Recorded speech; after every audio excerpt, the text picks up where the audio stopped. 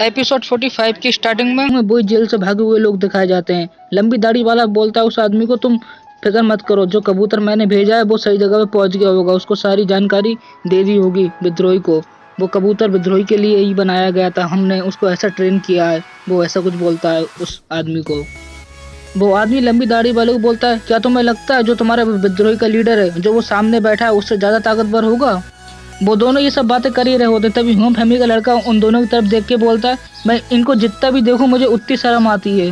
जिस दिन वो आसमान से गिरा था वो बड़ा अजीब लग रहा था, मुझे बड़ी हैरानी हुई। ये वो लड़का है जिसे दुनिया में हावी होने की पूरी ताकत नहीं है, वो यहाँ पर ऐसा कुछ बोलता है। अगले सीन में सामने कुछ लोग बैठे होते हैं, उनकी तरफ वो कुछ अजीब सी ग्लो करती हुई रेड कलर की चीज फेंकता है। फिर एक बंदा बोलता है, ये चीज आखिर है क्या? लंबी दाढ़ी वाला उन लोगों को बोलता है, ये वो है जो कि ड्रैगन सैनिकों की बैटल में यूज किया था, ये उड़ा देता सबको, तो इसीलिए कब्र में हो जाओ सब लोग, मतलब अपनी सुरक्षा कर लो, ऐसा कुछ बोलता है लंबी दाढ़ी वाला उन लोगों को। फिर तभी अगले सीन में हमें दिखाया जाता है बहुत बड़ा ब्लास्ट होता है उस जगह पर। फिर जैसे ही धमाका होता है पीछे से ड्रैगन सैनिक आ जाते हैं। ड्रैगन सैनिक बोलते हैं, इन लोगों को यहाँ से जाने मत दो, भले से इनको जिंदा पकड़ो या फिर मुर्दा। फिर सैनिकों में और उन भगोड़ों में फाइट होने लगती है, बिल्कुल बहुत तगड़ी वाली। फिर वो आदमी बोलता है लंबी दाढ़ी वाली को, 6 दरवाजे बहुत जल्दी खुलना है, और क्या तुम्हारे बॉस ने, मतलब तुम्हारे लीडर ने महारानी की मदद करी इन लोगों को ढूंढने में? फिर लंबी दाढ़ी वाला उसकी ये बात सुनने के बाद बोलता है, ऐसा नहीं हो सकता, मेरा मालिक है जो मेरा बॉस है वो ऐसा नहीं कर सकता कि महारानी को काम को संभाले। वो ऐसा बोलता है लंबी दाढ़ी वाला उसको। फिर अगले सीन में वो लोग दिखाए जाते हैं जिन्होंने ड्रैगन सैनिकों को बहुत ज्यादा मारा होता है। तभी होम फैमिली का लड़का बोलता है, अभी लड़ाई बंद करो, सब लोग पीछे हट जाओ। और वो अपने मन में सोच रहा होता है, बहुत जल्दी, मुझे मत बताओ कि मेरे पास एक दिन है, मुझे जल्द से जल्द कोई नई जगह तलाश करनी होगी। वो ऐसा कुछ सोच रहा होता है अपने मन के अंदर। फिर अगले सीन में हमें राजमहल दिखाया जाता है। फिर हमें राजमहल के अंदर का दिखाया जाता है, जहाँ पर कि कुछ लोग बैठे होते हैं, कुछ प्रार्थना वगैरह कर रहे होते हैं शायद से। वो लोग सोच रहे होते हैं ये महारानी बहुत ही ज्यादा खतरनाक है, उसने एक ही रात में हुम फैमिली के लोगों को ढूंढ लिया और उनको खत्म कर दिया। सच में ये काफी ज्यादा भयानक है। फिर चन्हाई का सीन दिखाया जाता है, जो कि महारानी को बोलते हैं, मैजेस्टी, मैंने आपका काम तो किया लेकिन पूरे तरीके से ठीक नहीं किया। मैं सारे लोगों को खत्म करने में नाकामयाब रहा, लेकिन मास्टरमाइंड पूरे तरीके से भागने में कामयाब रहा, हालांकि हमने उनकी आत्माओं को पूरी तरीके से खत्म कर दिया। चन्हाई ऐसा कुछ महारानी को बोलता है। फिर ये बात सुनने के बाद महारानी चन्हाई को बोलती है, कोई बात नहीं है, तुम अपनी पेट्रोलिंग जारी रखो, मतलब उन लोगों को तुम ढूंढते रहो। ये तो मुझे भी नहीं पता था वो लोग वहाँ पर छुपे होंगे, मगर जो ड्रैगन के सैनिक है मैं अपने हस्बैंड से कंपेयर नहीं कर सकती। वो ऐसा कुछ सोच रही होती है जो अपने मन में। फिर सीन चेंज होता है, ली का सीन दिखाया जाता है, जहाँ पर कुछ लोग पिटे हुए पड़े होते हैं और ली खड़ा होता है वहाँ पर। फिर ली बोलता है, हाँ महारानी सच में काबिल है कि उसने मुझसे पहले यहाँ पर सैनिक भेज दिए, मैं थोड़ा लेट हो गया आने में। फिर ली सब बोल ही रहा होता है, तभी उसके सामने नजर पड़ती है एक दीवार के ऊपर कुछ लिखा होता है। फिर वो उसके पास जाता है, उस दीवार पे लिखा हुआ देख के बोलता है, ये एक सीक्रेट कोड था, जब मैं विद्रोही सेना में था तभी ये लोगों ने छोड़ा था। उस दीवार के ऊपर लिखा होता है, नई साइड पश्चिम की ओर एक टेम्पल है, क्या तुम्हारा एम्पायर के साथ चक्कर चल रहा है, अफेयर चल रहा है तुम्हारा? ऐसा कुछ उस दीवार के ऊपर लिखा होता है। क्या वो लोग भीड़ भाले जो पश्चिम की तरफ टेम्पल है उसके अंदर छुप गए थे? फिर ये सब बोलने के बाद उस दीवार को छूते हुए बोलता है, क्या तुम्हारा सम्राट के साथ अफेयर चल रहा है? क्या उन्हें शक था?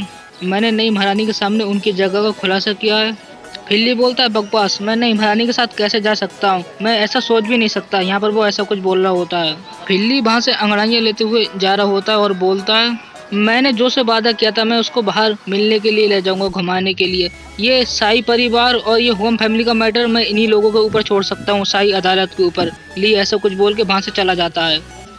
फिर सीन चेंज होता है, जो का सीन दिखाया जाता है, जो तैयारी कर रही होती है पिकनिक की, वो खाने का सामान वगैरह बिस्किट वगैरह रख रही होती है। तभी वहाँ पर ली आता है।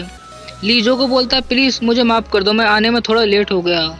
फिर जो अजीब सी शक्ल बना के ली को बोलती है, तुम्हें इतनी देर कहाँ लगी, क्या तुम फिर से फूल और घास के पीछे जा रहे थे? जो ली को ऐसा कुछ बोल रही होती है। फिर ली जो को मुस्कुराते हुए बोलता है, तुमने सिर पर कील ठोक दी है।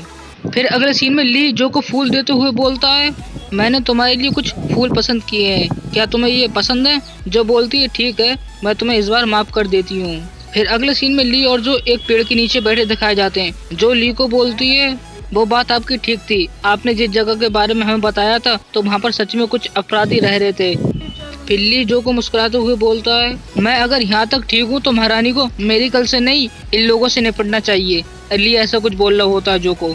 ली की ये बात सुनने के बाद जो हंसते हुए ली को बोलती है, तुम गलत नहीं थे, तुम सही थे, लेकिन उन लोगों में से कुछ लोग भाग गए हैं, जिसकी वजह से वो लोग अभी नहीं पकड़े गए हैं। कम से कम मुझे अब थोड़ी तो शांति मिली, जो ऐसा ली को बोलती है। फिर ली हंसते हुए जो को बोलता है, महारानी अपना काम बिल्कुल ठीक से नहीं करती हैं। अगर उनकी जगह पे मैं होता तो कोई नहीं बच पाता, कोई भाग ही नहीं पाता। ली ऐसा बोलता है जो को। ली की ये बात सुनने के बाद जो पीछे मुंह घुमा लेती है और बोलती है, कितना घमंडी है, महारानी को बहुत कुछ सोचना पड़ता है।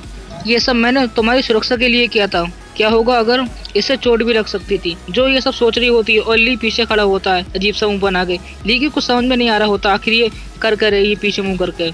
ली फिर अजीब सा मुंह बना के बोलता है, मैं तो महारानी के बारे में बात कर रहा था, जो को इतना गुस्सा क्यों आया। वैसे महारानी के पास सोचने के लिए बहुत कुछ था, जैसे कि मुझे कैसे पकड़ सकते हैं, ये सब बातें ली अपने मन में सोच रहा होता है।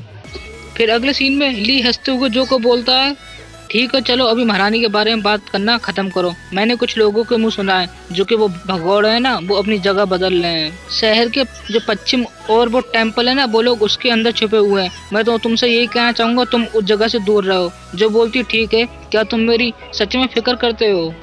फिर जो की ये बात सुनने के बाद ली हंसते हुए जो को बोलता है, बेशक जब तक तुम जिंदा हो मेरे साथ, तब तक मैं उतने अच्छे तुम्हारे साथ पेश आऊंगा, उतना ही अच्छा रहूंगा तुम्हारे साथ। ली ऐसा कुछ जो को बोलता है। फिर ली की ये बात सुनने के बाद जो अजीब सा मुंह बना के ली को बोलती है, मुझे तुम्हारी देखभाल की कोई जरूरत नहीं है। ली जो की ये बात सुनने के बाद अपना अजीब सा चेहरा बना लेता है। फिर अगले सीन में जो शर्माते हुए बोलती है, वो सही कहते हैं, हस्बैंड घर को चलाता है पैसे कमा के, और जबकि पत्नी घर पे रह के घर को संभालती है।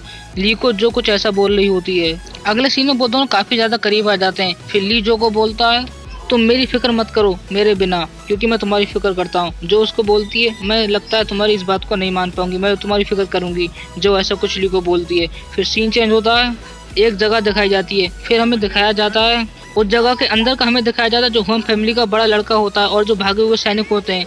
वो उन लोगों को बोलता है, वो काफी अजीब था कि उन लोगों ने हमें ढूंढने की प्लानिंग कैसे कर ली, क्या हमारे अंदर कोई उनका बंदा काम कर रहा है। वो ऐसा कुछ बोल रहा होता है इन लोगों को। फिर वो जो बाकी भगोड़े होते हैं, भागे हुए लोग, वो सोचते हैं ये तो बिल्कुल अच्छा नहीं है, क्या कुछ लोग विश्वास करने के लायक नहीं है, तो उन लोगों के साथ बहुत बुरा किया जाता है। कुछ सोच रहे होते हैं, तभी सीन चेंज होता है। लंबी दाढ़ी वाला और वो आदमी दोनों सोच रहे होते हैं, एग्जाम्पल के लिए उस मोछे वाले को लड़के को ले लो, वो विद्रोही का लड़का है, लेकिन वो शाही जेल में अपने आप को कैसे साबित कर पाएगा। वो दोनों यहाँ पर काफी अजीब अजीब सी बातें सोच रहे होते हैं।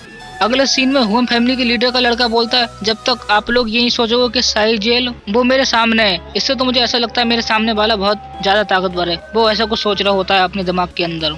फिर अगले सीन में वही आदमी लंबी दाढ़ी वाले को कुछ हल्के हल्के बोल रहा होता है, बड़ी मोच है, अगर वो यहाँ पर फिर से आते हैं तो मुझे थोड़ा सा अजीब लगेगा कि आपका जो विद्रोही का लीडर है और महारानी के बीच में कुछ गड़बड़ चल रही है।